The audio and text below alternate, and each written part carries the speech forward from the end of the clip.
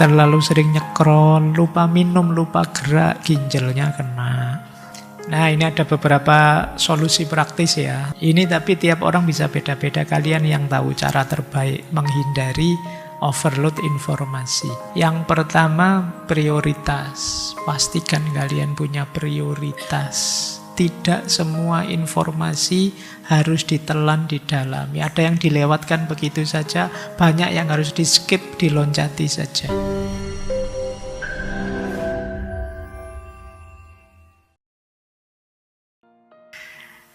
Bismillah, kita mulai ya. Saya kenalkan ini dulu. Hari ini dikenal istilah informational intelligence. Kalau kemarin kan kita kenal IQ, kemudian EQ emosional, SQ spiritual. Sekarang mulai dikenal istilah informational intelligence. Itu kalau disingkat berarti II.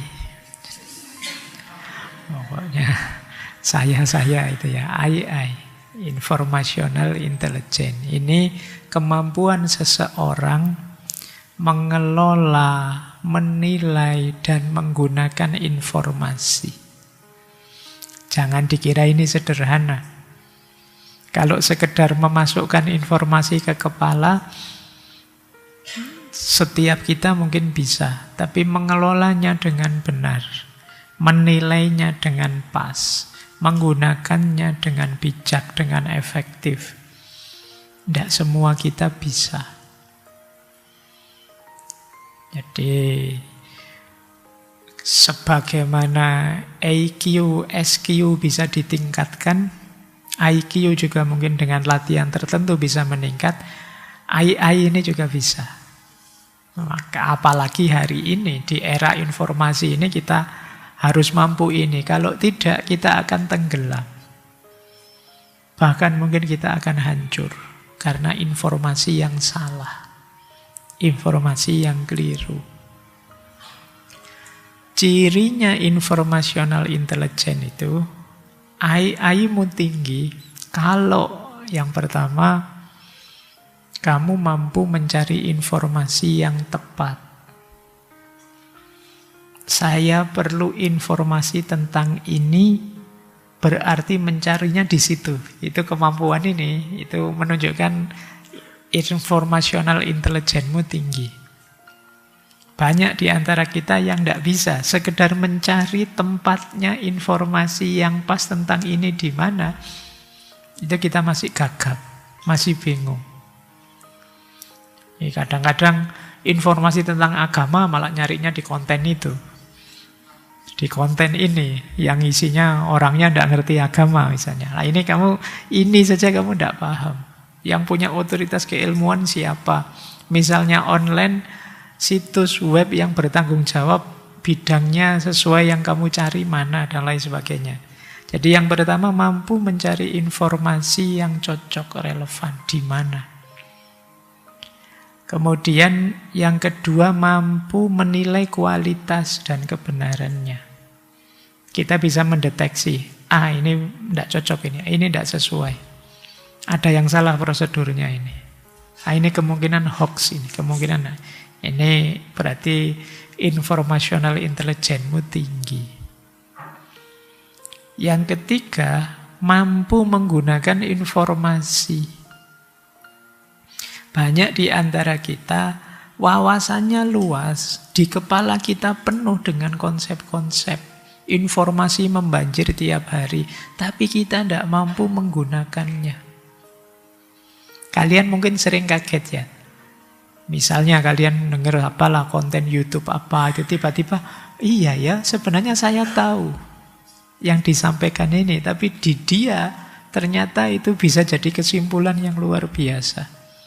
Dia bisa menggunakan informasi itu untuk menyimpulkan ke sini, untuk memahamkan ke situ. Nah, ini berarti informational intelligence-nya tinggi. Sama-sama dapat berita, ada demo kemarin rusuh itu. Kalau kalian kan titik di situ, ada demo rusuh. Tapi nanti orang tertentu bisa, kalau ada demo rusuh berarti harus begini, bla bla bla bla. Kemungkinan Kita harus melakukan ini biar ini namanya menggunakan informasi. Informasi yang kalian dapat tadi mau kalian gunakan untuk apa? Dan kalian tahu cara menggunakannya secara tepat. Ya, kadang-kadang kita itu tahu, tapi karena tidak tahu cara menggunakannya secara tepat, akhirnya pengetahuan itu berhenti saja di kepala kita. Tidak operatif. Dan itu mungkin banyak jumlahnya. Wong kita sejak SD sekolah itu kan dicekoi informasi macam-macam. Tapi di kita terus macet, tidak berkembang. Tidak jadi alat untuk mengambil keputusan. Yang keempat, informational intelligence itu kita mampu bersikap etis dalam menyebarkan informasi. Tahu konteks, bijaksana kapan harus ngomong, kapan harus diam. Apakah ini harus saya terima saja atau harus saya kritisi? Apakah orang memberi informasi saya ini basa-basi apa serius? Itu kamu bisa menangkap ini, ya berarti kamu cerdas. Oke ya, kalau kalian misalnya kalau di Jawa, misalnya lewat depan rumahnya orang, terus disapa orang, sendirian saja. Gitu. Kamu kan nanggapinya kan jangan, oh ini pernyataan terus dijawab. Ya kan memang sendirian, ngapain dibunyikan? Itu kalimat basa-basi. Nanti kamu disapa, kok jalan kaki saja? Ya jangan kamu belayar. Emangnya harus ngerangkak, emangnya harus lari, kan enggak begitu. Itu kalimatnya dia basa-basi, ya jawabnya juga yang sopan. Jangan, monggo mampir, ya jangan mampir beneran. Nah, itu sekedar mempersilahkan, itu maksudnya yo basa-basinya ke situ. Kamu ngerti konteks etisnya. Dan yang terakhir, tentu saja punya kemampuan verifikasi. Kadang-kadang kita itu merasa ada informasi yang tidak sreg. Saya ragu-ragu ini. Benar apa salah sih? Tapi pengen verifikasi tidak tahu caranya. Kemana saya harus verifikasi? Nah, orang yang informational intelligence-nya tinggi, dia tahu caranya menemukan kebenaran, memverifikasi. Baik, yo di kolom kanan itu saya beri uraian tentang contoh aplikasinya. Bisa membedakan, oh ini fakta, kalau itu opini, kalau yang ini provokasi. Nah, kalian bisa membedakan itu, kamu cerdas secara informasi. Kadang-kadang opini kamu anggap fakta. Opini itu pendapatnya orang, komentarnya orang. Kalau fakta, kenyataannya. Contohnya, ngaji filsafat malam hari ini, apa kalimatnya? Rebu malam hari ini kita ngaji filsafat, itu fakta. Tapi kalau saya bilang ngaji filsafat malam hari ini tidak menarik, itu opini. Kadang-kadang kalian yang opini kamu anggap fakta. Terus kamu anggap ya memang begitu. Kenyataannya. Lu kok bilang kenyataannya malam hari ini ngaji. Itu kenyataannya. Tapi menarik atau tidak menarik, masing-masing kepala bisa beda-beda.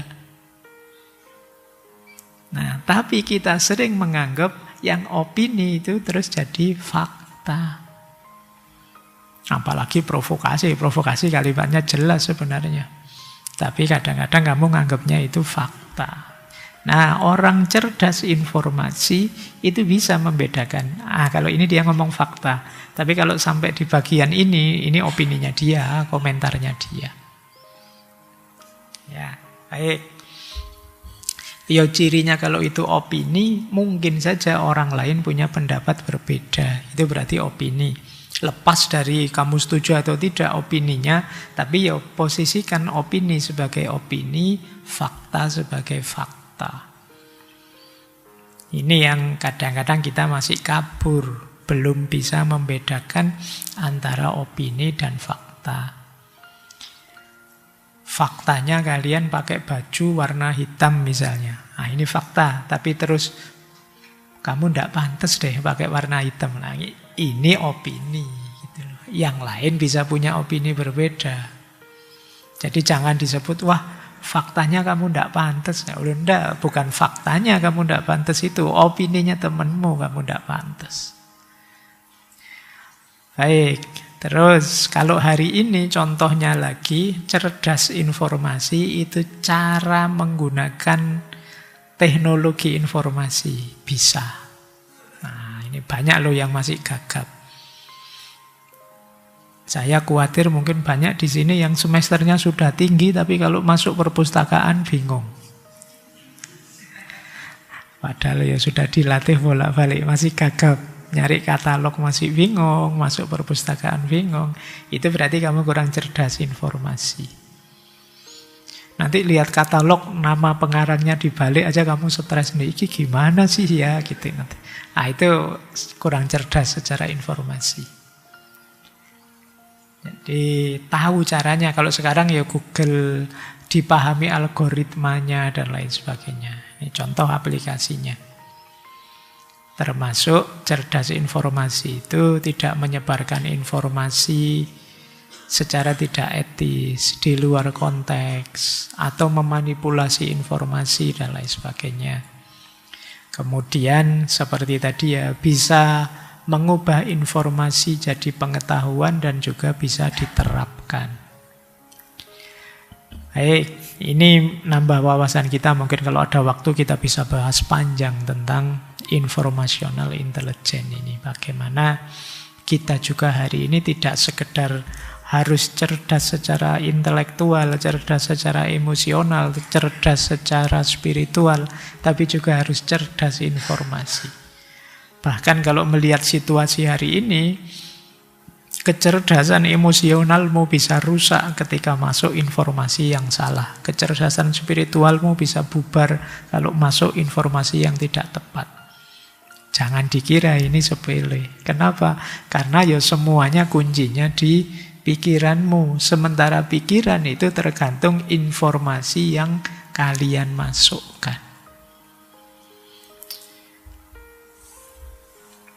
Nah, kalau dirangkum, cirinya orang cerdas informasi itu 3. Teliti dalam memilah, kritis dalam menilai, bijak dalam menyebarkan.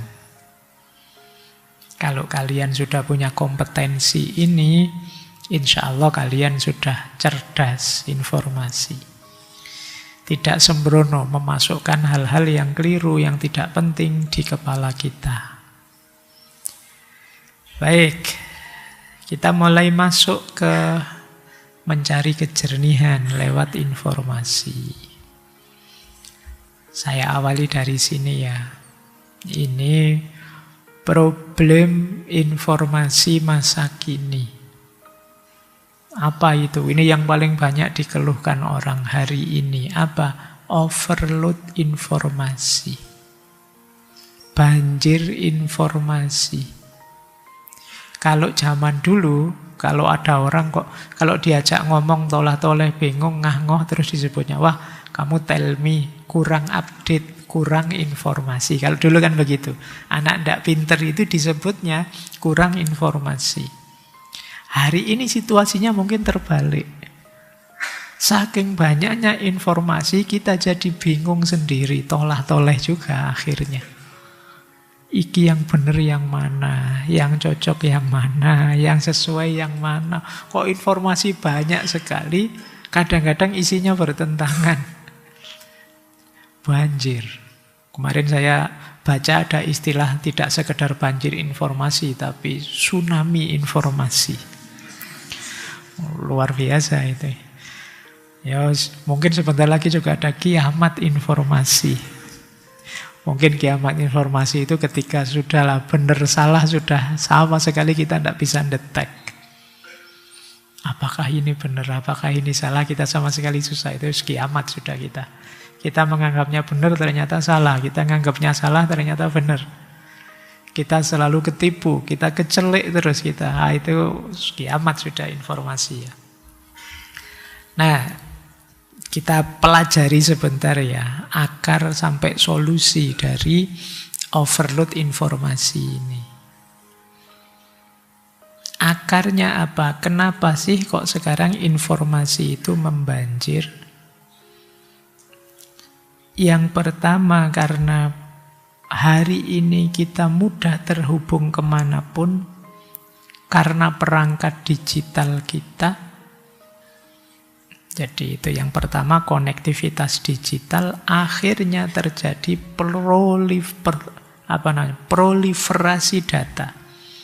Informasi datang terus, data berkembang biak terus. Kita buka situs apa saja, informasi masuk. Lewat TikTok bisa masuk, lewat X, Twitter bisa masuk, lewat Instagram bisa masuk. Lewat YouTube apalagi, Google apalagi, ChatGPT apalagi. Pokoknya semuanya memberi informasi sekarang. Kadang temen ndak kenal ya nge-share apa, itu ya ngasih informasi. Dan kita ndak bisa menolak apa saja. Nah, ini yang membuat banjir informasi. Sementara, itu yang ketiga, kita tidak punya prioritas informasi. Kita tidak punya kategori, kalau informasi tentang ini saya memerlukannya. Kalau tentang itu saya tidak terlalu butuh. Kita tidak punya kategori ini. Itu yang membuat kita bingung. Itu yang membuat kita tidak bisa menepis informasi apapun yang masuk. Prioritas itu bisa lewat situsnya, atau bisa karena orangnya, atau bisa karena apa saja, atau temanya. Lewat situs itu misalnya, kalau dari situs ini saya masih percaya, tapi kalau dari situs itu apalagi tidak jelas situsnya, saya tidak. Ini namanya prioritas. Kalau dari medsos yang itu saya tidak terlalu percaya, tapi kalau dari repositori jurnal yang ini saya percaya. Kalau dari portal berita yang ini saya percaya, tapi portal berita yang itu tidak. Dari track recordnya, pengalaman selama ini. Ini yang disebut prioritas. Selama ini kan kita tidak pernah peduli dengan itu. Yang penting informasinya kita senang, kita cocok, kita iyakan saja.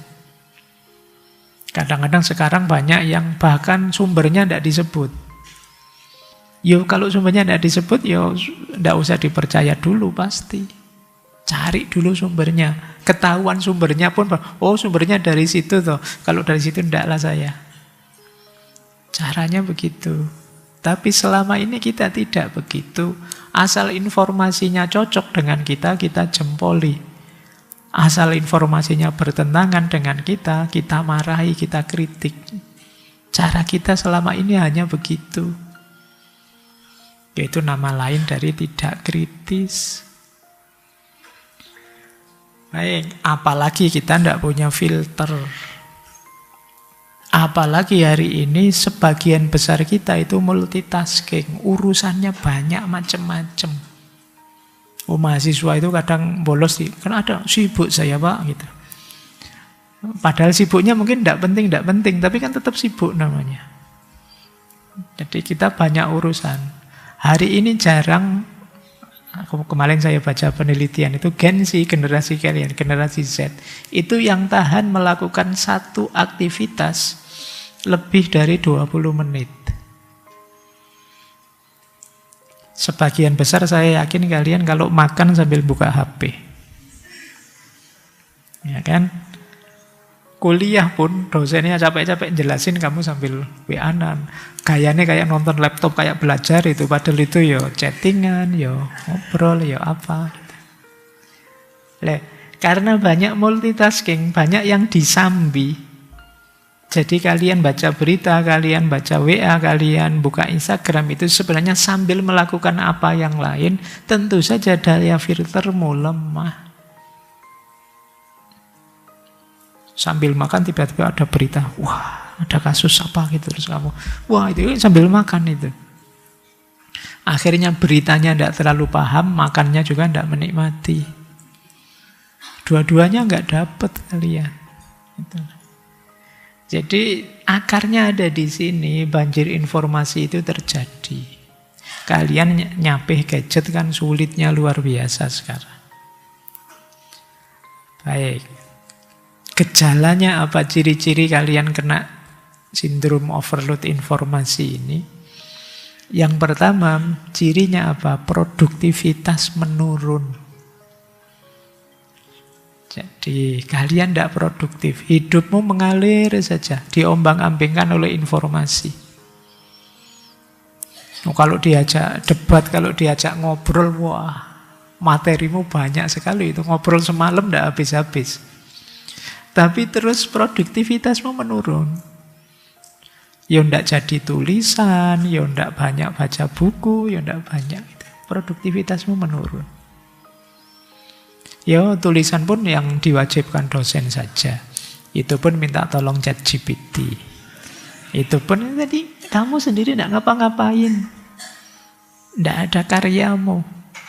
Ya tentu saja orang yang tidak punya karya, tidak punya self-esteem, tidak punya kebanggaan diri.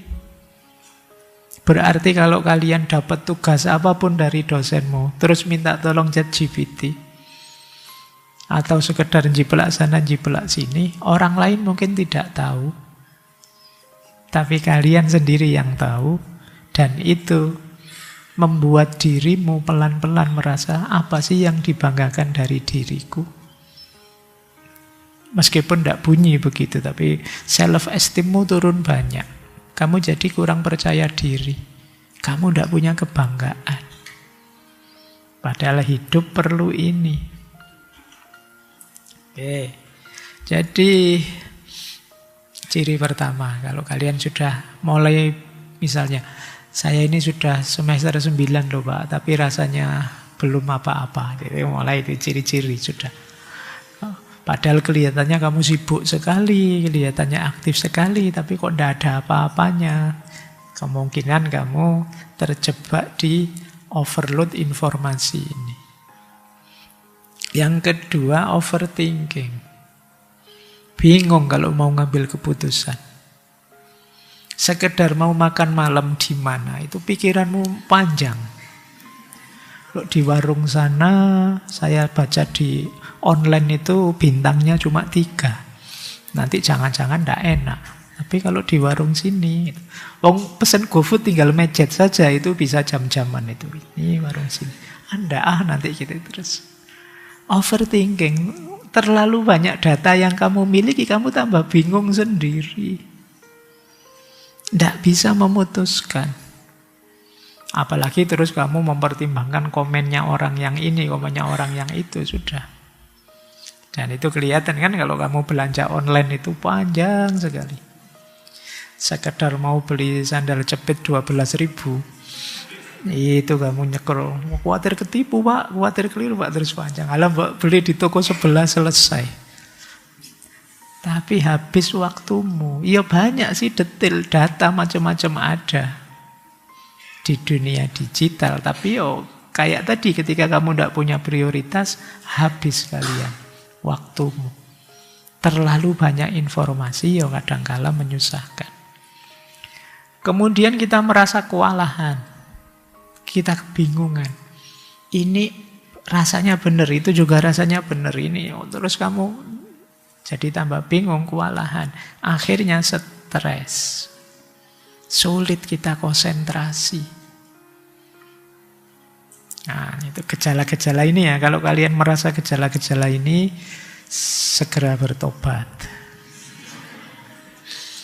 Ya, diubah gaya hidupnya ya. Efeknya apa? Ini mirip kayak dulu ya di burnout society-nya Byung Chul Han. Kecemasan, kelelahan, depresi,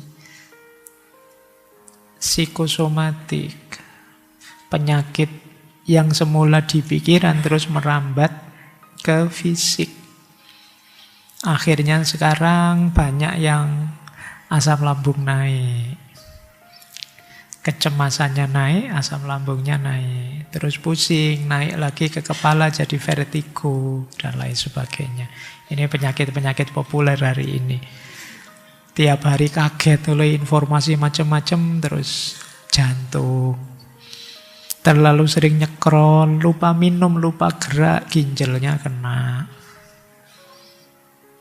Gaya hidupmu, ayo dicek. Nah, ini ada beberapa solusi praktis ya. Ini tapi tiap orang bisa beda-beda. Kalian yang tahu cara terbaik menghindari overload informasi.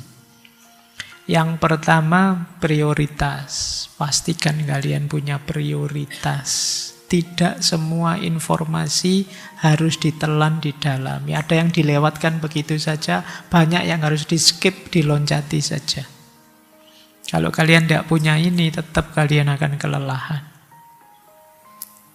Kemudian mindful. Mindful itu nikmati momenmu.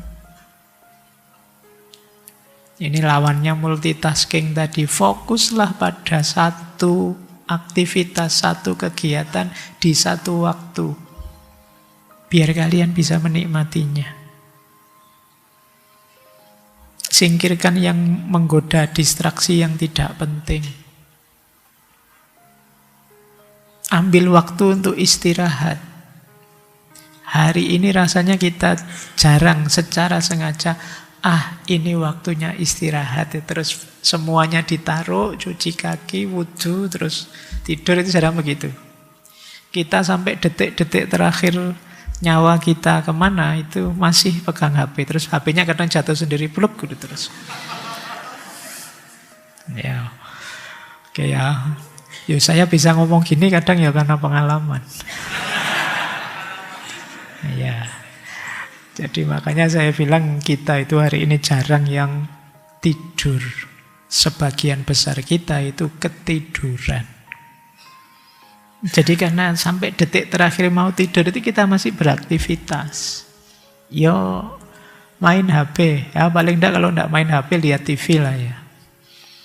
Apa nonton Netflix, apa nonton apa kan begitu. Terus sampai kita ketiduran. Terus kaget, sudah ketiduran baru TV-nya dimatikan. Begitu TV-nya dimatikan terus tidak bisa tidur. Terus dinyalain lagi. Kita sudah begitu, sudah kebiasaan kita. Itu hati-hati. Masyarakat kita tidak hanya masyarakat kelelahan, juga masyarakat kurang tidur sekarang. Istirahatlah. Kalau mampu, ini selanjutnya ya. Kayak kalian waktu kecil oleh gurumu disuruh bagi-bagi. Oh pagi bangun, sholat, bantu orang tua, mandi, sarapan, ke sekolah, main, membantu orang tua, belajar. Coba kamu bagi waktu ini, masukkan waktu untuk mengakses informasi. Oh waktu saya membaca informasi itu pagi Pak, setelah sarapan. Nah, kalau main game siang Pak, setelah ini. Kalau ini dibagi saja. Buka medsos sehari 4 kali saya. Nah ini tidak apa-apa, tapi di waktu. Jadi kalau tidak waktunya ya jangan. Ini latihan biar kita tidak ketergantungan. Menurut saya hari ini penting. Kemudian selektif milih sumber. Jadi tidak asal. Kalau memang informasi tentang hal yang penting, cari sumber yang punya otoritas. Kalau tentang astronomi, di web-web yang punya otoritas bidang astronomi, yang filsafat, bidang filsafat, yang agama juga begitu. Kemudian tadi tingkatkan literasi informasi, literasi digital, sehingga kita jadi cerdas informasi. Ini tantangan pertama, problem masa kini untuk overload informasi. Tantangan kedua, ini lebih berat. Kalau ini tidak sekedar banjir. Yang kita hadapi hari ini adalah manipulasi informasi. Dari siapa saja. Kadang-kadang kita sendiri yang bikin informasi manipulatif ini. Ada banyak sekali jenisnya. Ini saya sebut ya, ini antara lain saja. Yang pertama ada istilah false connection. False connection itu judulnya, gambarnya, atau cuplikannya, thumbnailnya tidak sesuai dengan isinya. Ini namanya false connection. Jadi kadang-kadang isinya apa, covernya apa. Kalau video ya thumbnailnya apa. Ini namanya false connection. Kalau zaman dulu kadang-kadang kita beli buku, lihat covernya, wah covernya keren ini mesti. Begitu dibeli sampai rumah dibaca, ternyata isinya cuma begini. Ini namanya false connection. Yo, teman-teman yang konten kreator kadang-kadang sering bikin ini. Misalnya videonya sebenarnya membosankan, nanti dikasih thumbnail apa, orang jadi penasaran. Biar clickbait terus diklik. Ini namanya false connection. Seolah-olah luar biasa, kadang-kadang dikasih judul yang bombastis, terus kita masuk, salah ternyata. Tidak sebombastis itu. Ini nyambung dengan yang kedua, manipulated content. Isi berita yang dipelintir. Saya kapan itu buka Google, ada kalimat begini. Jual Fahrudin Faiz murah. Ya. Itu ya, saya tahu sih maksudnya jual buku kan. Tapi ya jual Fahrudin Faiz murah itu.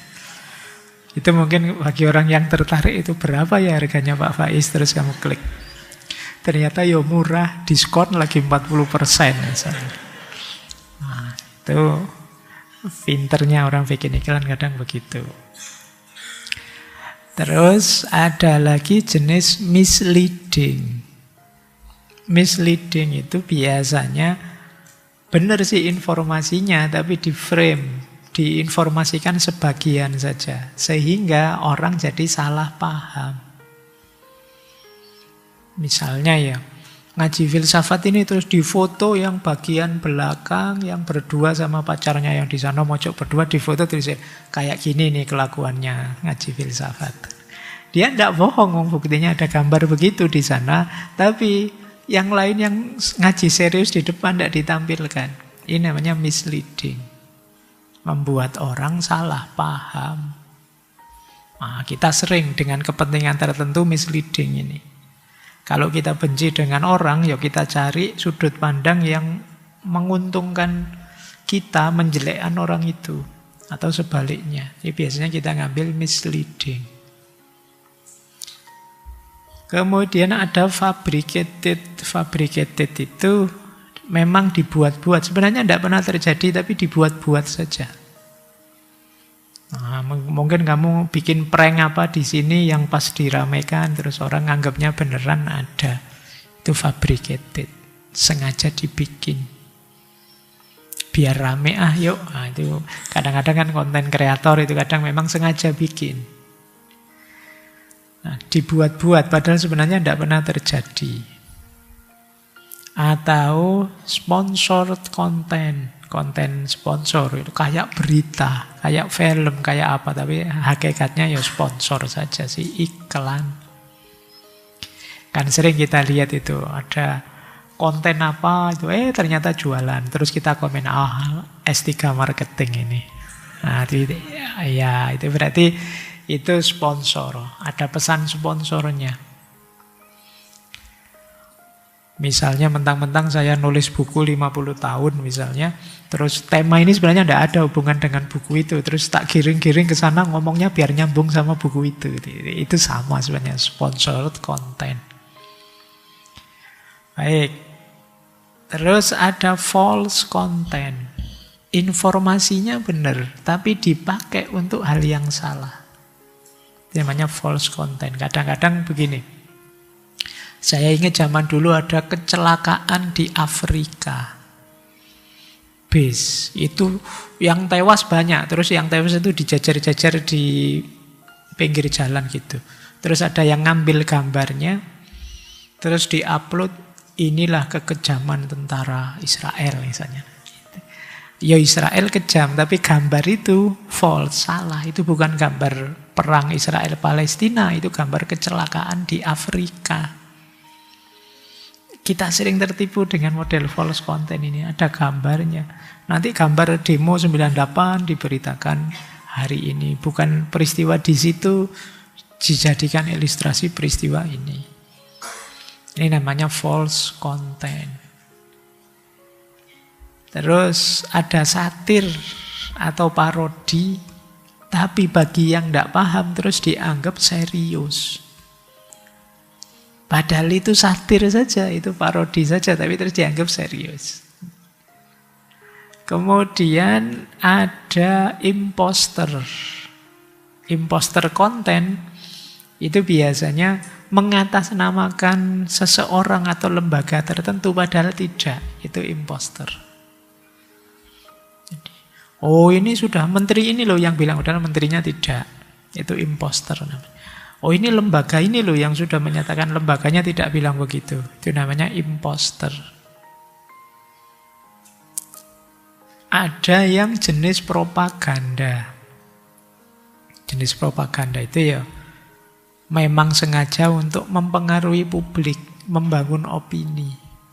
Bolak-balik menampilkan begitu biar orang lain ikut dia dengan cara pandang dia. Itu namanya propaganda. Bisa pro pemerintah, bisa anti pemerintah. Ini jenisnya propaganda. Kemudian yang terakhir ya ada yang memang salah.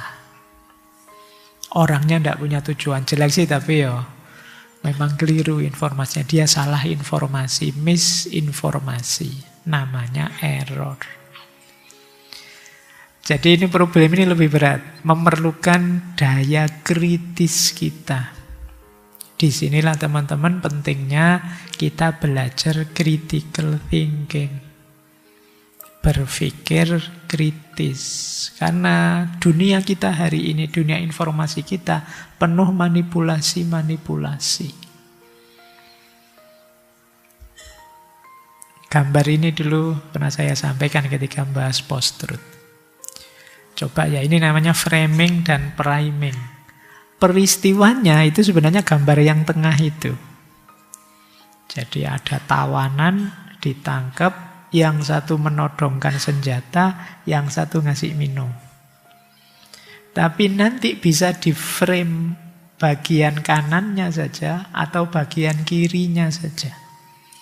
Yang keluar di berita itu biasanya gambar yang kanan atau gambar yang kiri, sesuai kepentingan. Kalau wartawannya ingin menunjukkan betapa kejamnya itu, ya gambar yang kiri yang dikeluarkan. Tapi yang ingin menunjukkan betapa manusiawinya itu gambar yang kanan yang dikeluarkan. Itu yang disebut framing dan priming. Antara mahasiswa dan polisi sama-sama pentung-pentungan. Yang satu lempar-lempar batu, yang satu mukuli dengan tongkat. Terus di frame sesuai kepentingannya. Nanti ada yang nyebar ketika polisinya mukuli pakai tongkat, ada yang nyebar ketika yang demo lempar-lempar pakai batu. Sesuai kepentingannya masing-masing. Ini yang disebut framing and priming. Terus kita terjebak di situ. Oh, ternyata pendemo itu anarkis semua, liar. Kamu terjebak di situ. Atau sebaliknya, polisi harusnya melindungi, sekejam itu akhirnya. Kita termakan oleh framing dan priming. Priming itu penonjolan. Jadi, padahal kalau dibaca utuh, ya seperti gambar yang tengah itu. Yo sama-sama ada kerasnya sih masing-masing. Misalnya yang tentang polisi dan mahasiswa tadi. Ini masih mending, kadang-kadang ada penonjolan yang agak artifisial, agak aneh. Kalian kan sering gambar apa tapi terus kalian salah fokus arlojinya. Nah, itu malah yang di frame malah tidak terduga-duga. Salah fokus merek tas yang dibawa. Nah, itu tidak terduga-duga itu tiba-tiba. Kayak kemarin yang penjarahan itu tiba-tiba salah fokus, oh, di fotonya ada gambar ini ya, terus kamu gitu. Nah, terus kamu besarkan itu, kamu bikin narasi, dikasih caption, itu namanya framing. Oke ya, tentu saja yang nge-frame punya kepentingan, yang menonjolkan ada kepentingannya sendiri. Ini lepas benar salah, setuju tidak setuju ya, tapi kamu pahami polanya. Ini loh yang kadang membuat kita, emosi kita tidak terkendali, kemarahan kita memuncak, karena kita larut oleh pengarus apa. Ketika orang membuat arus lewat framing dan primingnya masing-masing. Ini kita harus cerdas hari ini, makanya kadang-kadang informasi itu malah mengeruhkan kita. Baik. Kalau tidak hati-hati ya, bukan berarti terus informasinya salah loh ya, framing dan framing benar. Tapi penonjolan tertentunya itu yang kita harus hati-hati. Mungkin kayak ngaji ini yang di frame minumannya saja. Nah, kamu frame bagian minumnya saja. Oh, sejak tahun berapa, 10 tahun yang lalu minumnya ya kayak gini terus misalnya. Kamu frame itunya saja. Terus tersebar kemana-mana, itu framing. Tidak salah sih, memang benar begitu. Tapi kan ngaji ini tidak hanya urusan minum. Ada urusan lain yang jauh lebih besar. Berita apapun nanti akan seperti ini. Tergantung nanti siapa yang membuat berita. Mana yang dia tonjolkan. Lanjut, problem kedua sudah ya. Problem kedua berarti tadi berhubungan dengan manipulasi. Yang pertama overload informasi. Sekarang problem ketiga.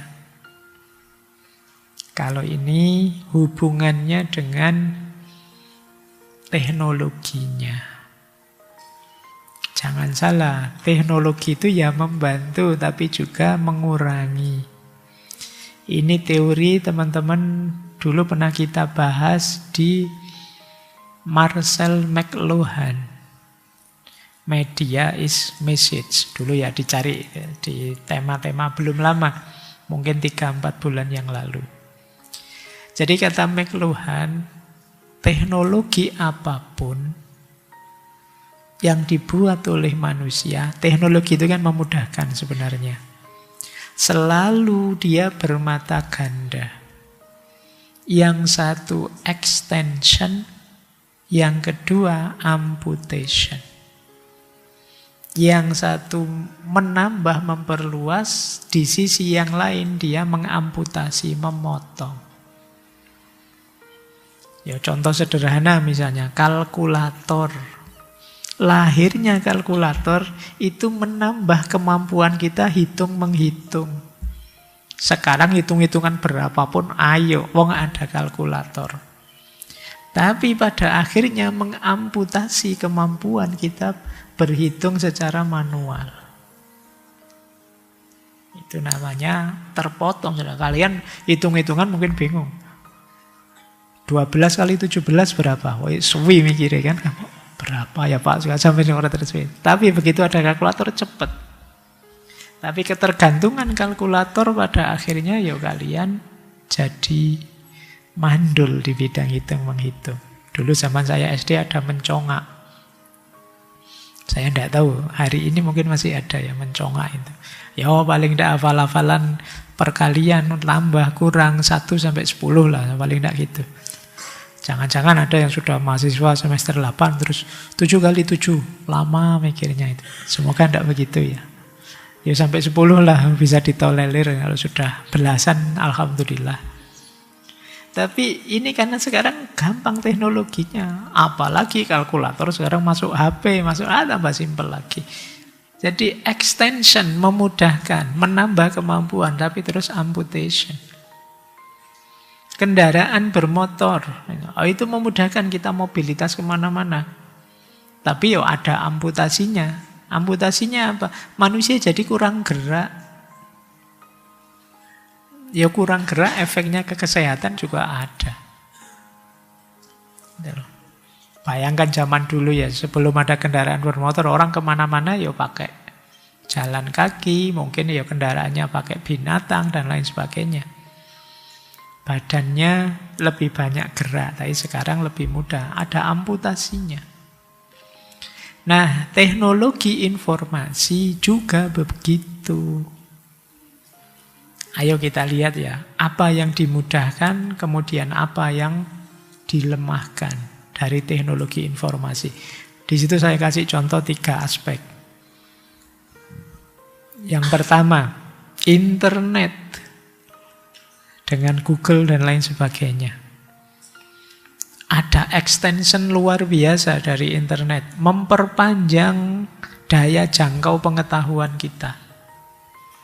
Dulu mungkin kita pengetahuan itu dari buku, dari koran, dari majalah terbatas. Sekarang ada Google, ada AI. Oh, itu luar biasa. Informasi dari seluruh dunia bisa kita akses langsung saat ini juga. Hitungan detik, bahkan tidak pakai hitungan, wong bareng. Di sana kejadian apa, di sini langsung terlihat. Siapapun sekarang bisa belajar. Jadi jangan dikira orang-orang di pelosok di daerah itu tidak ngerti wawasanmu seperti hari ini. Saya tahun lalu itu ke satu desa di Malang, desanya di Pegunungan Bromo di bawah itu. Orang kampung beneran, desanya masuk, naik turun itu karena anak-anak KKN yang minta. Saya membayangkan di sana itu ya pengajian. Tapi mereka minta tema filsafat ketuhanan. Loh, pertanyaan-pertanyaannya bangsa wahdatul wujud, bangsa gitu-gitu, dan mereka ngangkat materi-materi itu.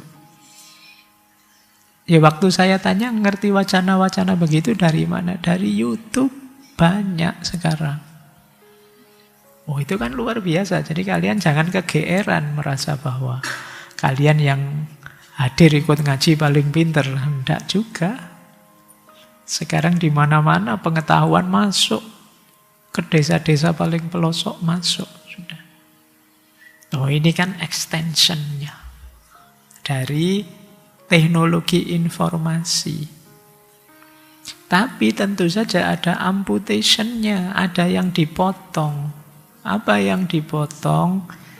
Seperti tadi, kemampuan menyaringnya menurun, tidak bagus.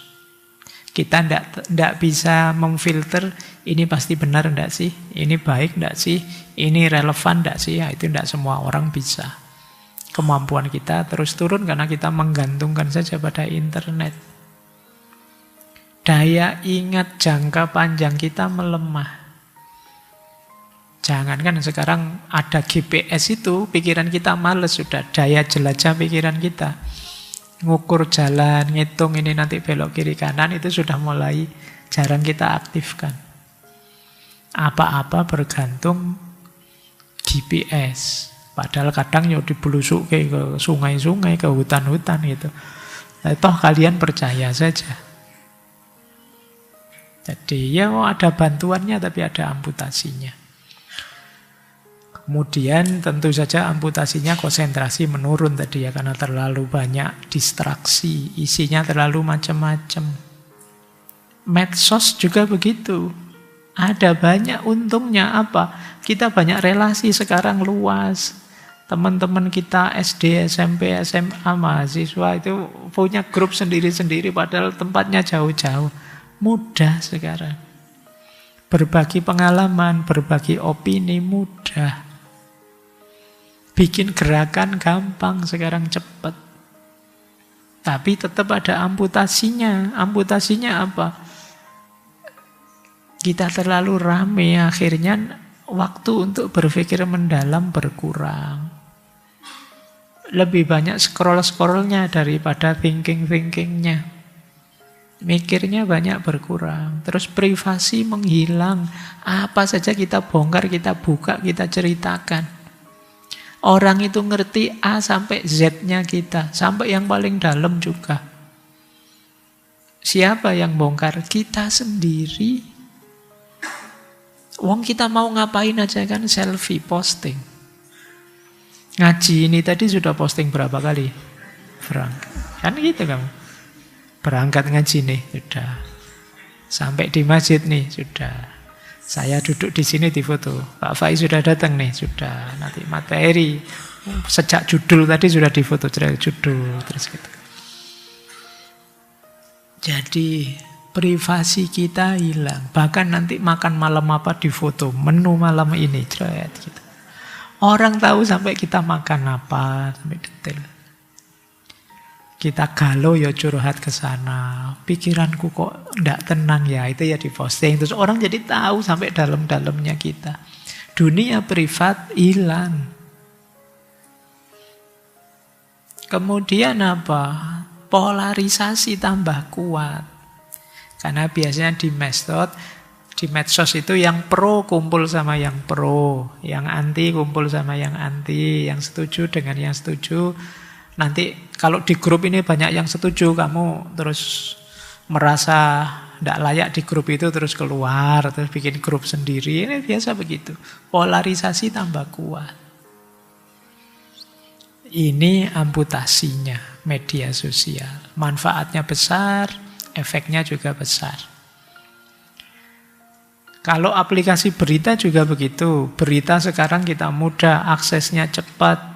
Kita lebih sadar isu-isu sosial, politik, lingkungan lebih cepat. Tapi hari ini ada juga amputasinya. Negatifnya apa? Sekarang algoritmanya pakai clickbait, sensasi. Berita biasa-biasa dipelintir biar jadi luar biasa, biar diklik. Saingan habis-habisan. Semuanya sekarang jadi wartawan, minimal untuk dirinya sendiri.